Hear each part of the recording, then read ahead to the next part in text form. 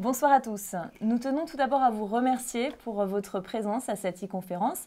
Dans quelques instants, nous allons ensemble regarder les résultats de l'Index mondial de persécution des chrétiens 2016.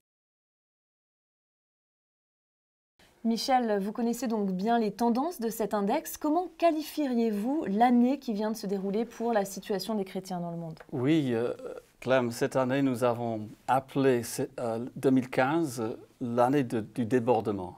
Pourquoi? Parce que, en fait, dans 5 domaines, on a vraiment vu un débordement pendant 2015. D'abord, un débordement du djihadisme. Ce type d'islam a débordé vers d'autres pays, vers la Libye, vers le Sinaï en Égypte, vers le Kenya, en Afrique, mais même à Jakarta, donc en Indonésie et ailleurs.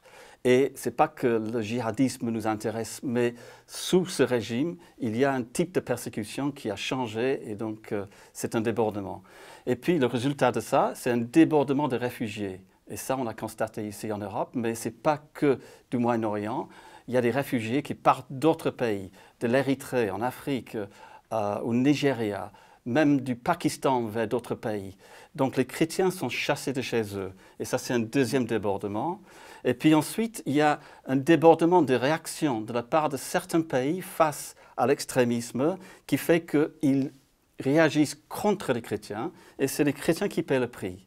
Enfin, un débordement de l'islam radical, extrémiste, vers des musulmans qui ne sont pas extrémistes. Et enfin, un débordement de la terreur vers nous.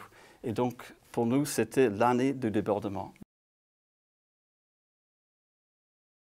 S'il y a du débordement, c'est parce que le niveau monte. Et c'est ça que nous avons constaté cette année, c'est que la persécution continue à augmenter. Vous savez, pour entrer dans ces premiers 50 pays, il y a un seuil, le nombre de points qu'il faut avoir pour qu'un pays entre dans ces premiers 50 pays.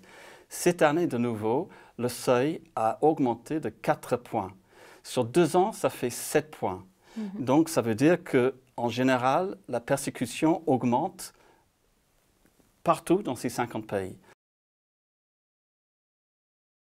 Cette année, nous avons compté en 2015 7100 personnes qui ont perdu leur vie pour le Seigneur. Par rapport à l'année précédente, 4344. Mais ce qu'il faut savoir, que c'est simplement la partie visible de l'iceberg. Une des nouveautés, si vous voulez, de ce qui se passe aujourd'hui autour du monde.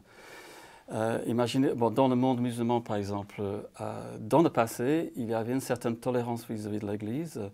L'Église pouvait rester dans ces pays et être peut-être en citoyen de deuxième classe, mais l'Église était tolérée. C'était ça la règle. Aujourd'hui, dans le califat, dans ces pays où il y a l'extrémisme islamique djihadiste, on ne veut même pas que l'Église soit là. Et donc, on chasse les chrétiens. Et ça se passe donc au Moyen-Orient, ça se passe en Afrique. Un autre pays, ce n'est pas djihadisme, mais l'Érythrée. Savez-vous que 5000 chrétiens quittent l'Érythrée, 5000 réfugiés, donc beaucoup de chrétiens quittent l'Érythrée chaque mois. Énormément de personnes. Et puis, dans le Golfe Persique, les Pakistanais aussi partent. Et jamais auparavant, on a vu autant de chrétiens sur la route, autant de chrétiens réfugiés qui fuient, chassés de chez eux. Et donc, c'est vraiment une vraie préoccupation pour nous. L'Église persécutée est une Église qui fait face et qui, malgré la situation, nous montre très souvent, pas toujours, parfois ils sont désespérés, mais souvent c'est ce qu'on constate, c'est cette espérance. Nous voulons être avec l'Église malgré la difficulté pour qu'elle puisse faire face.